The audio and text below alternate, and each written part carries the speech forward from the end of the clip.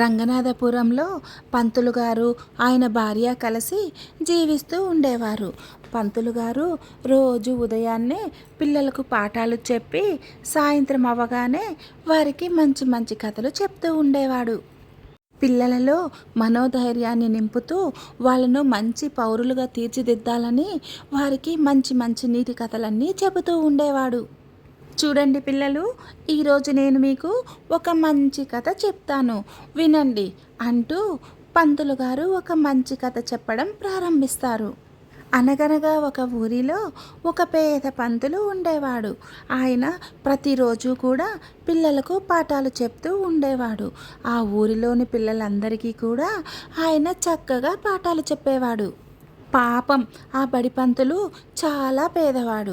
ఆయన పేదరికానికి తగ్గట్టుగానే ఆయనకి చాలామంది పిల్లలుండేవారు. ఆ ఊర్లోని పిల్లలందరికీ ఆ పంతులు గారు పాఠాలు చెప్పినా కూడా ఆ గ్రామంలో వాళ్ళు ఇచ్చిన సంపాదన ఆయన కష్టాలకు ఏమాత్రం సరిపోయేది కాదు. సంపాదన తక్కువ, ఖర్చు ఎక్కువ. అంతమంది పిల్లలతో ఆయనకొస్తున్న ఆ కొద్దిపాటి సంపాదనతో ఎలాగోకలా ఇల్లు నెట్టుకొస్తూ ఉండేవాడు. అదే ఊరిలో రంగయ్య అని ఒక గొప్ప ధనికుడు ఉండేవాడు. ఆయనకి డబ్బు చాలా ఉంది, కానీ ఎవ్వరికీ సహాయం చేసే రకం కాదు. ఆయన చాలా పిసినారివాడు.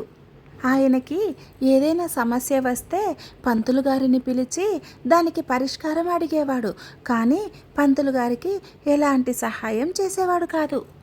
ఒకరోజు రంగయ్య కబురంపగానే పంతులు గారు రంగయ్య ఇంటికి వెళ్తాడు. అప్పుడు రంగయ్య వాళ్ళ ఇంట్లో వాళ్ళమ్మ ఊరగాయ పెడుతూ ఉంటుంది. ఊరగాయ అంతా అయిపోయిన తర్వాత వాటిని జాడీలలో నింపి ఒక చోట భద్రపరుస్తుంది. ఇదంతా చూసినటువంటి పంతులు గారికి ఒక ఆలోచన వస్తుంది. ప్రతిరోజు తమ పిల్లలకు కడుపు నిండా అన్నం పెట్టలేకపోతున్నాను, కనీసం గంజి నీళ్ళలోకైనా ఈ ఊరగాయ ఒక జాడీ తీసుకువెళ్తే బాగుంటుంది కదా అని అనిపిస్తుంది. ఆ మరుసటి రోజు రాత్రికి పంతులు గారు చడి చప్పుడు కాకుండా ఎవ్వరికీ తెలియకుండా రంగయ్య ఇంటికి వెళ్ళి ఒక ఊరగాయ జాడీని వాళ్ళ ఇంటికి తెచ్చేస్తాడు. ఆ మరుసటి రోజు రంగయ్య వాళ్ళమ్మ ఊరగాయ జాడీలను అక్కడ నుంచి మరో చోటికి భద్రపరచడానికి వెళ్తుంది. అక్కడికి వెళ్ళగానే ఒక జాడీ తక్కువ ఉందని తెలుసుకుంటుంది. వెంటనే తన కొడుకు రంగయ్యను పిలిచి ఇక్కడ ఒక జాడీ మాయమైందని తన కొడుకుతో చెప్తుంది. అప్పుడు రంగయ్య, ఏంటమ్మా చాలే ఊరుకో, ఊరగాయ కోసం ఎవరైనా దొంగలు వస్తారా అని వాళ్ళమ్మతో అంటాడు. నిన్నటి నుంచి ఎవరూ రాలేదు, ఆ బడిపంతులు ఒక్కడే వచ్చి వెళ్ళాడు. నాకెందుకో ఆ బడిపంతులే ఆ ఊరగాయ జాడీని తీసుకెళ్లాడని అనుమానంగా ఉంది అని అంటుంది రంగయ్యతో. అప్పుడు రంగయ్య, చాలే ఊరుకో అమ్మా, ఆ బడిపంతులు చాలా మంచివాడు, చాలా మర్యాదస్తుడు, అతను తీసుకెళ్లాడంటే నేను నమ్మను.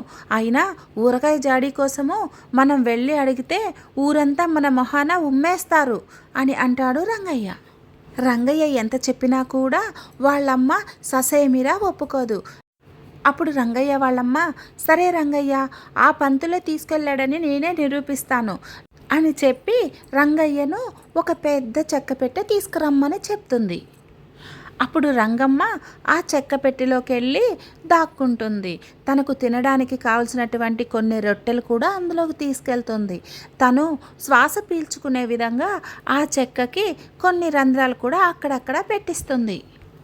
అప్పుడు రంగయ్య వాళ్ళమ్మ, చూడు రంగయ్య, ఇప్పుడు నువ్వు ఈ పెట్టెను తీసుకెళ్ళి పంతులు గారింట్లో పెట్టించు.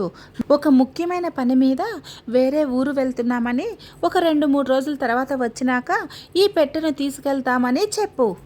ఈలోగా నేను అసలు దొంగను పట్టేస్తాను. సాయంత్రం వచ్చి మేము ఊరెళ్ళలేదని చెప్పి ఈ పెట్టెను తీసుకెళ్ళు అని చెప్తుంది రంగయ్య వాళ్ళమ్మ. రంగయ్య వాళ్ళ అమ్మ చెప్పినట్టుగానే ఆ పెట్టెను తీసుకెళ్ళి పంతులు గారింట్లో ఉంచుతాడు. ఆ తర్వాత కాసేపటికి రంగయ్య వాళ్ళమ్మకి బాగా ఆకలిగా ఉండడంతో తను తెచ్చుకున్నటువంటి ఒక రొట్టె ముక్క నోట్లో పెట్టుకుని తింటూ ఉంటుంది. అప్పుడే తనకి గుర్తొస్తుంది, తను వెంట నీళ్లు తెచ్చుకోవడం మర్చిపోయింది.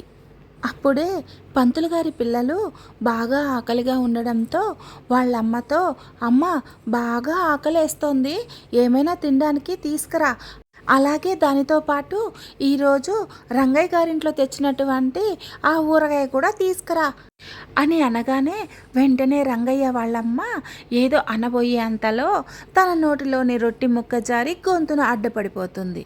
వెంటనే ఊపిరాడక తను చనిపోతుంది. రంగయ్య వాళ్ళమ్మ చెప్పినట్టుగానే సాయంత్రానికంతా రంగయ్య వచ్చి పంతులు గారితో, చూడు పంతులు గారు, మేము ఇవాళ ఊరికి వెళ్ళడం లేదు, అది 2 రోజుల తర్వాత వెళ్దాం అనుకుంటున్నాను, కాబట్టి నా పెట్టె నేను తీసుకెళ్దామని వచ్చాను అని చెప్పి ఆ పెట్టెని ఇంటికి తీసుకెళ్తాడు. ఇంటికి తీసుకువెళ్ళిన తర్వాత పెట్టె తెరిచి చూడగానే అందులో ఉండే రంగయ్య వాళ్ళమ్మ చనిపోయి ఉంటుంది. వెంటనే రంగయ్య, అయ్యయ్యో మా అమ్మ చనిపోయింది, ఇప్పుడు ఎలా, ఈ విషయం ఎవరికైనా తెలిసిందంటే నేనే మా అమ్మను చంపేశానంటారు అని కంగారు పడి వెంటనే పంతులు గారికి కబురు పంపిస్తాడు. అక్కడికి వచ్చినటువంటి పంతులు గారు, మా అమ్మ చనిపోయిందండి, ఈ విషయం ఊర్లో వాళ్ళకి తెలిస్తే నేనే ఆస్తి కోసం మా అమ్మను చంపేశానని అంటారు, ఇప్పుడెలా అని అడుగుతాడు రంగయ్య. అప్పుడు పంతులు గారు, సరేనండి రంగయ్య గారు, మీ అమ్మని నేను తీసుకెళ్ళి మన ఊరికి దూరంగా ఉన్న ఏట్లో పడేసి వస్తాను అని చెప్తాడు. ఈ మాట వినగానే రంగయ్య కొంచెం ఊపిరి పీల్చుకొని కొంత ధనాన్ని పంతులు గారి చేతిలో పెడతాడు. అప్పుడు పంతులు గారు ఆ ముసలావిడ శరీరాన్ని భుజాన వేసుకొని దానిపైన ఒక గుడ్డ కప్పి ఆ ఊరి వాళ్ళు ఎవ్వరూ వెళ్ళనటువంటి దారిలో వెళ్తూ ఉంటాడు. సరిగ్గా అదే సమయానికి పక్క ఊరి జమీందారు గారు అదే దారిలో వస్తూ ఉంటారు. ఆయన బండికి ఎదురుగ్గానే పంతులు గారు ఆ శవాన్ని తీసుకొని వెళ్తూ ఉంటాడు. అప్పుడు పంతులు గారు వాళ్ళ బండికి దగ్గరగా వెళ్ళగానే తన భుజాన ఉండేటువంటి ఆ శవాన్ని కిందకి జాడ విరుస్తాడు.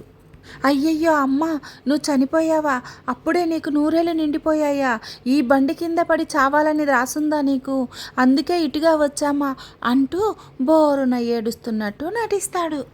బండి దిగి వచ్చినటువంటి జమీందారు గారు ఈ విషయం నలుగురికి తెలిస్తే తనకు చాలా ప్రమాదమని వెంటనే మరికొంత సొమ్ముని ఆ పంతులు గారి చేతిలో పెట్టి వెళ్ళిపోతాడు.